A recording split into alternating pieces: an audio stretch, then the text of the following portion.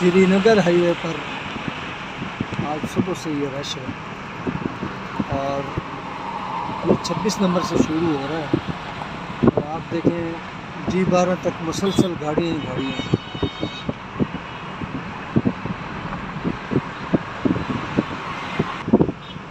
Airport جانے والے لوگ اس رش میں بری طرح پھنس گئے۔ یہ کوئی پروٹوکول نہیں لگا، سڑک کی مینٹیننس کا کام ہو رہا ہے، لیکن سڑک ٹریفک کے بہاؤ میں اتنی رکاوٹ ہے کہ ایمبولینسیں اور سکول کی بسز اور یہ عام گاڑیاں، ایئرپورٹ جانے والی گاڑیاں اور لاہور کراچی کے لیے پشاور کے لیے جانے والی گاڑیاں، آپ دیکھیں کہ G12 کے اشارے تک ہم پہنچ گئے اور مسلسل یہ آپ کو رش نظر آ رہا ہے۔ اس کا متبادل کوئی بہتر پلان ہونی چاہیے۔